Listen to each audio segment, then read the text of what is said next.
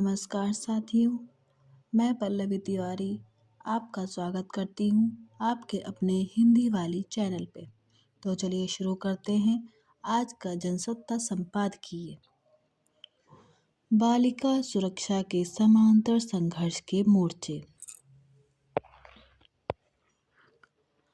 हमारे देश में बेटियों के जीवन और संरक्षण के लिए सरकार और समाज के स्तर पर तमाम कवायदें होती रही हैं और इसके मद्देनज़र समय समय पर विशेष आयोजन होते रहे हैं। मगर ऐसा क्यों है कि आज की बच्चियों की शिक्षा, सुरक्षा और अधिकार से जुड़े लक्ष्य अधूरे हैं? लैंगिक समानता का विमर्श तब तक अधूरा है जब तक बालिकाओं की दशा और दिशा का ईमानदारी से मूल्यांकन नहीं होता। महज दिवस और समारोह मना लेने पर भर से बच्चियों के संपूर्ण विकास का दावा नहीं किया जा सकता। आज स्वतंत्रता प्राप्ति के 7 दशक बाद लाखों बालिकाओं की शिक्षा अधूरी रह जाती है, तो इसके लिए कौन जिम्मेदार है? और कौन जिम्मेदार है? उनके स्वास्थ्य की जिस तरह से उपेक्षा होती है, यह किसी से छिपा नहीं है। उचित पोषण के अभाव में उन्हें कई बीमारियां घेर लेती हैं। चिंता की बात है कि तमाम योजनाओं के बावजूद सामाजिक सोच में आज भी बदलाव नहीं आया। समाज में बालिकाओं को लेकर दोहरी मानसिकता रही है। घर से लेकर बाहर तक उनसे भेदभाव होता है।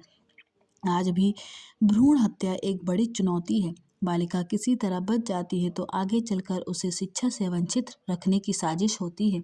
हालांकि जागरूकता बढ़ने से लोग बेटा बेटी को समान मानने लगे हैं। शहरों में तस्वीर जरूर बदली है, लेकिन ग्रामीण और वंचित तबकों में बालिकाएं अब भी उपेक्षित हैं। आज बालिकाएं जीवन के हर क्षेत्र में आगे बढ़ रही हैं, चाहे वह खेल का क्षेत्र हो या शिक्षा। लड़कियां खेलों में स्वर्ण पदक जीतने से लेकर अंतरिक्ष में जाने तक के लिए तैयार हो रही हैं। तमाम संघर्षों और बाधाओं को पार करने के बाद आगे चलकर कई बालिकाएं विभिन्न क्षेत्रों में शीर्ष पदों तक पहुंची। मगर इतना सब कुछ प्राप्त कर लेने के बावजूद आज भी उनकी सुरक्षा समाज के लिए चिंता का विषय है। अगर राष्ट्रीय अपराध रिकॉर्ड ब्यूरो के आंकड़ों पर नजर डालें तो भारत में 2023 में महिलाओं से हुए अपराध के करीब 4.48 लाख मामले दर्ज किए गए, जो 2022 के मामलों से अधिक था। वास्तविकता यह भी है कि ब्यूरो के आंकड़े केवल पुलिस में दर्ज कराए गए मामलों को दर्शाते हैं, जबकि पारिवारिक हिंसा, उत्पीड़न और घरेलू परेशानियों का बहुत बड़ा हिस्सा अक्सर दर्ज नहीं होता। लोगों के अनुभव बताते हैं कि घरेलू हिंसा और परिस्थितिजन्य डर के कारण कई मामलों की शिकायत ही नहीं की जाती। कई मामलों में तो विभिन्न प्रकार के डर, दबाव और धमकियों की वजह से की गई शिकायतें भी वापस ले ली जाती हैं। इनके अलावा मौजूदा समय में डिजिटल और ऑनलाइन हिंसा भी तेजी से समाज में जड़ें जमा रही हैं। इसे रोकने के लिए कानून और सुरक्षा प्रणालियां विकसित नहीं हुई हैं, जिनका खामियाजा लड़कियों को भुगतना पड़ रहा है। केंद्र और राज्य सरकारें अपनी ओर से इस समस्या के निराकरण के लिए कई कदम उठा रही है। निर्भया अधिनियम, पॉक्सो अधिनियम, घरेलू हिंसा से संरक्षण अधिनियम, बाल विवाह निषेध अधिनियम जैसे कानून और बेटी बचाओ बेटी पढ़ाओ, निर्भया फंड, महिला हेल्पलाइन, महिला थाने और पिक पेट्रोलिंग जैसी योजनाएं जैसे ही कुछ उदाहरण हैं। मगर लड़कियों की सुरक्षा के केवल कानून और योजनाएं देने भर से नहीं होगी, बल्कि कड़ाई से इनका अनुपालन भी उतना ही जरूरी है, जिससे लड़कियों की सुरक्षा पर हमला करने वालों में भय व्याप्त हो। एक बहुत बड़ा दायित्व है लड़कियों के प्रति सामाजिक सोच को लेकर है। आज भी जिस तरह की सोच समाज में लड़कियों को लेकर आमतौर पर बनी हुई है, उसे स्वस्थ सोच तो कतई नहीं कहा जा सकता। इसमें कोई संदेह नहीं कि स्थितियों में परिवर्तन आया है, परंतु अभी भी परिवर्तन का दायरा बहुत सीमित है और अधिकांश लड़कियों को इस परिवर्तन का लाभ नहीं मिल पा रहा है। वास्तव में अभी भी इस दिशा में काफ़ी कुछ किया जाना बाकी है। यह एक ऐसी लड़ाई है जिसमें सरकारी, सामाजिक और व्यक्तिगत प्रयासों में समन्वय और संयोजन बहुत जरूरी है। इस समय लड़कियों की सुरक्षा केवल कानून व्यवस्था का विषय नहीं, बल्कि यह प्रशासनिक प्रतिबद्धता के साथ साथ सामाजिक चेतना तथा जिम्मेदारी का सवाल बन चुका है। सभी कानूनों और योजनाओं पर सही तरीके से अमल हो और इनका समुचित उपयोग हो, इसके लिए हम सभी को उत्तरदायित्व लेना पड़ेगा। कई स्तरों पर इसके लिए प्रयास करना जरूरी है। बेटियों के पास खुलकर अपनी बात कहने की आज़ादी होनी चाहिए। जिस तरह बेटे को बिना किसी झिझक या भय के अपनी बात कहने का अधिकार है, वही अधिकार बेटी को भी बिना किसी शर्त देना होगा, जिससे उसके भीतर आत्मविश्वास भरा जा सके। किसी भी तरह का भेदभाव बेटियों के हौसले को धीरे धीरे खत्म कर सकता है। जिम्मेदारियों से लेकर घर के काम तक, भावनाओं को साझा करने से लेकर आर्थिक फैसले लेने तक, सभी कामों का बंटवारा बराबरी के स्तर पर करना होगा। सबसे जरूरी बात तो हम अक्सर भूल जाते हैं, वह है लड़कियों की सुरक्षा का मामला। लड़कियों की सुरक्षा को खतरा किससे है, हमें यह समझाना होगा। बालिकाओं की सुरक्षा को लेकर हमें अपने लड़कों से खुलकर बात करनी होगी। उन्हें ऐसे संस्कार देने होंगे जिसमें वे लड़कियों को एक वस्तु या कमजोर तथा असहाय नहीं, बल्कि बिल्कुल अपनी ही तरह, अपनी ही बराबरी का एक इंसान समझे।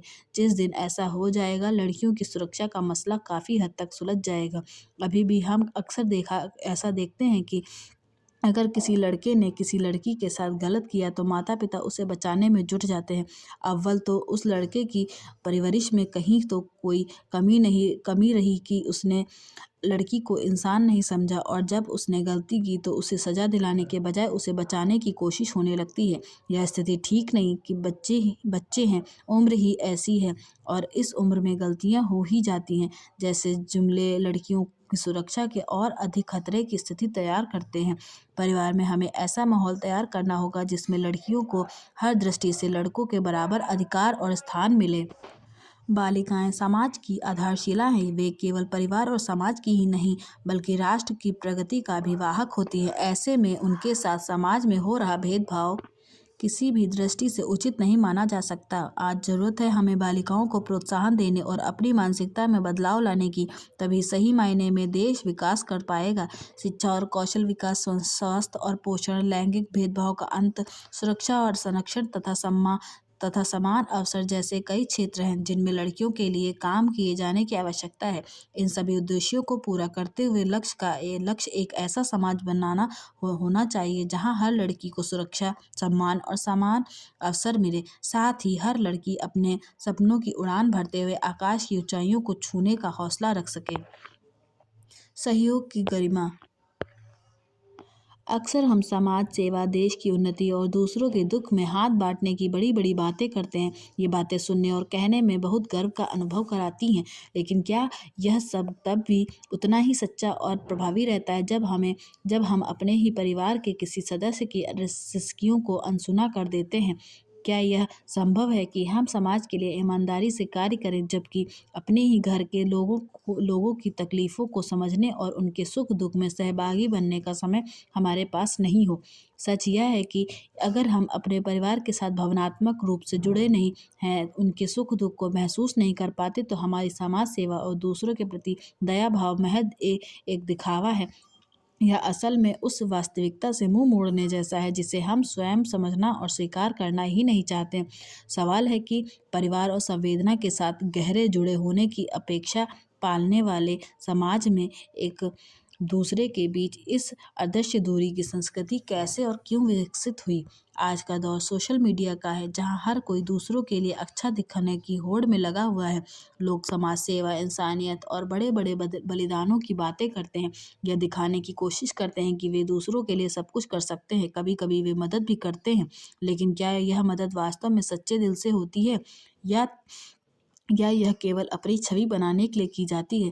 यह देखकर दुख होता है कि जो लोग दूसरों के लिए स्वयं को त्यागने की बातें करते हैं, वे अपने ही घर के उन लोगों को अनदेखा कर देते हैं जो उनके सबसे करीबी होते हैं। माँ बाप, भाई बहन, जीवन साथी, इनके दुख, पीड़ा और संघर्ष को वो नज़रअंदाज कर देते हैं। लेकिन जैसे ही कोई बाहरी व्यक्ति मदद की गुहार लगाता है, वे तुरंत उसे अपना समय, पैसा और ऊर्जा देने को तैयार हो जाते हैं। किसी के लिए कुछ किए जाने या किसी की मदद करने के बदले कुछ अपेक्षा करना, या फिर इस शर्त पर किसी की मदद करना, क्या मदद की गरिमा को कम नहीं करता? सहायता के बदले में कोई लाभ मिलने की अपेक्षा मानवीय संवेदना की ईमानदारी को कटघरे में खड़ा करता है। इस तरह की सहायता को दरअसल सौदा कहना ज़्यादा बेहतर होगा। प्रश्न उठता है कि ऐसा क्यों होता है? क्या हमारी प्राथमिकताएं गलत हो चुकी हैं? क्या हमारी सोच इस हद तक बदल गई है कि हमें अपने अपने अपनों का दर्द महसूस नहीं होता? दिन रात हमारे लिए काम करते हैं, हमारे हर सुख दुख में साथ रहते हैं, उनकी अहमियत हमें क्यों नहीं समझ में आती। मोबाइल फ़ोन, सोशल मीडिया और बाहरी दुनिया में व्यस्तता ने हमारे रिश्तों को गहराई से प्रभावित किया है। दिन भर स्क्रीन पर उलझे रहना, ऑनलाइन अपने परफेक्ट इमेज यानी मुकम्मल छवि बनाने की कोशिश और दूसरों से तारीफ़ें पाना अपनी हमारी प्राथमिकता बन गई हैं।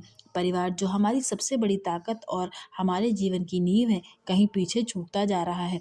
एक पल के लिए ये भी याद रखना ज़रूरी क्यों नहीं समझते कि हम अपनी जीवन यात्रा में आज जहाँ तक का भी सफ़र पूरा कर सके हैं, उसमें परिवार और माता-पिता की सबसे अहम भूमिका रही है।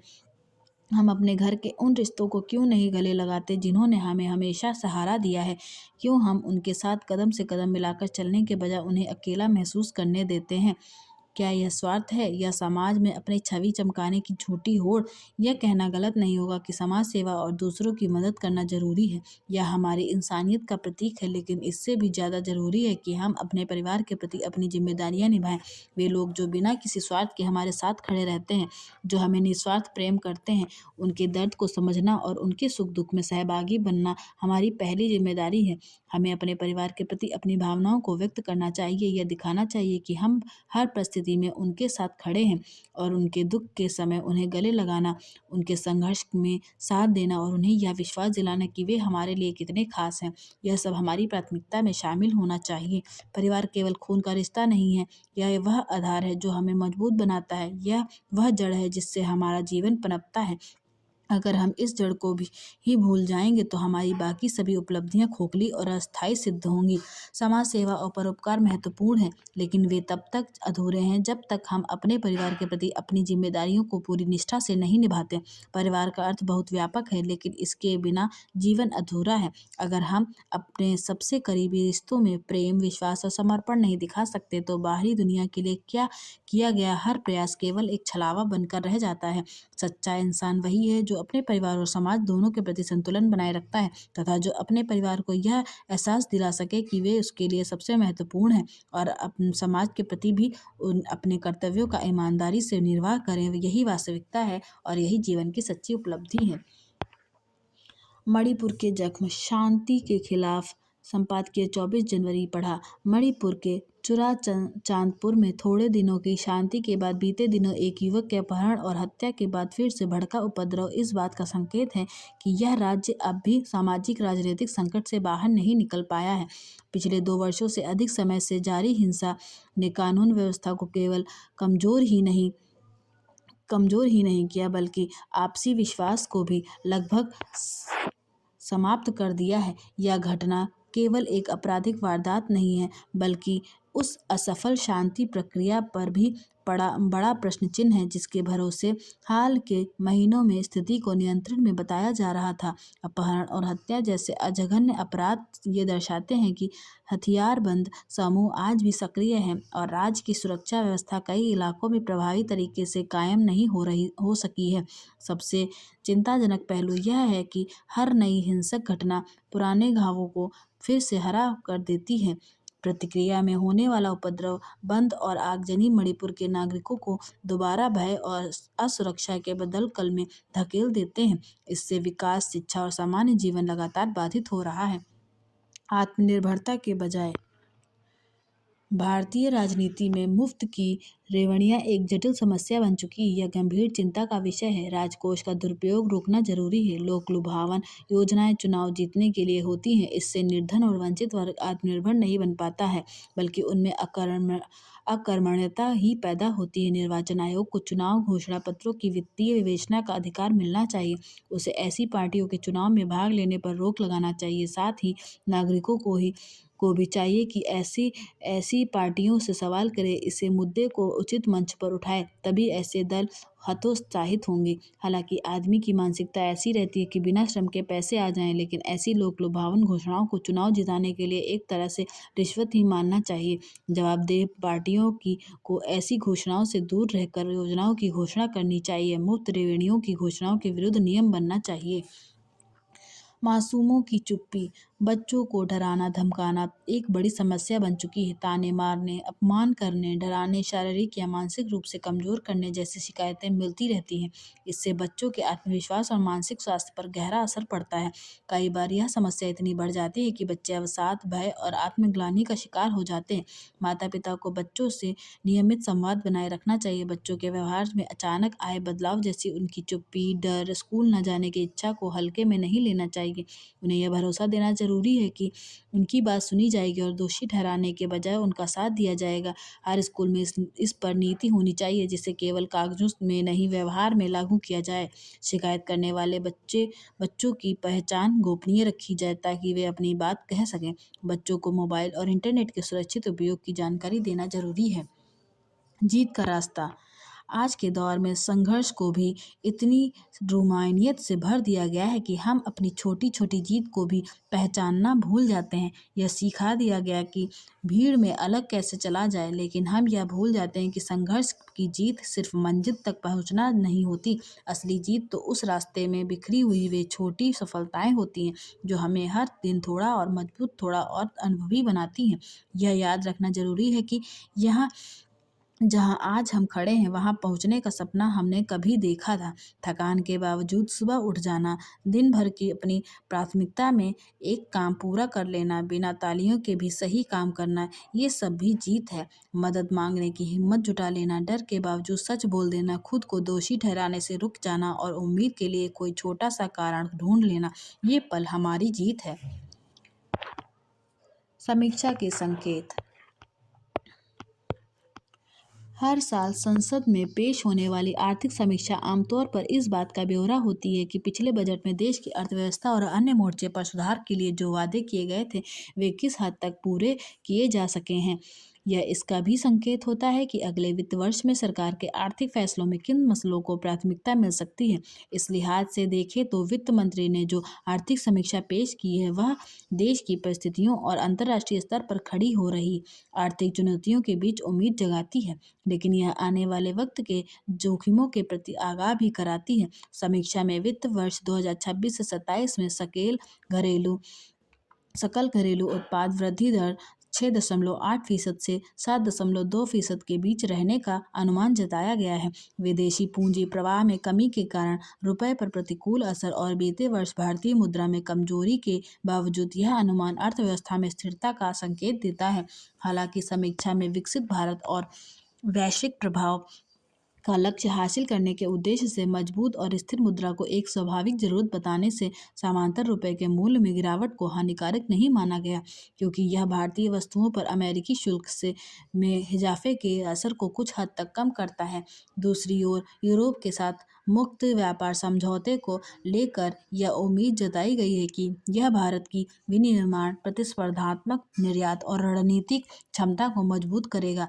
समीक्षा के मुताबिक अनिश्चित वैश्विक माहौल में भारत को घरेलू वृद्धि को प्राथमिकता देने की जरूरत है और इसके लिए वित्तीय सुरक्षा उपायों और नकदी पर ज़्यादा जोर देना चाहिए। जाहिर है, वैश्विक आर्थिक मोर्चे पर तेजी से बदलते समीकरण और भू राजनीतिक परिदृश्य के मद्देनज़र भारत को अपनी अर्थव्यवस्था को सुरक्षित बनाने के लिए अपने हितों के अनुकूल उपाय करने होंगे।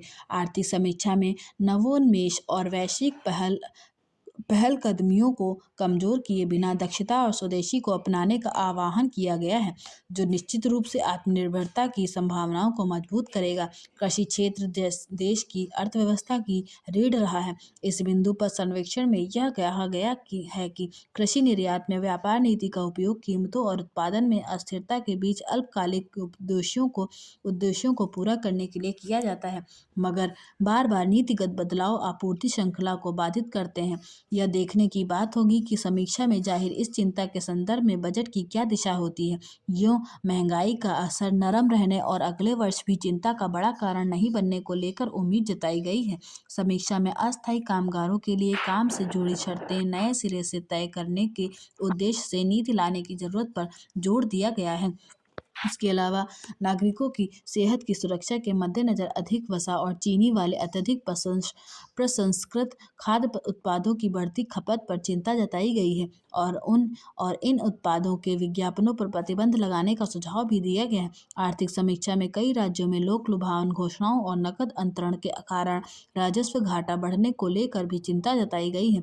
सवाल है कि जिस दौर में मुफ्त सुविधाओं की घोषणा को चुनावी जीत का जरिया बनाने की प्रवृत्ति हावी हो रही है, उसमें बजट में क्या कोई ऐसी घोषणा सामने आ सकती है जो इस पर लगाम लगाए? लापरवाही की जिम्मेदार।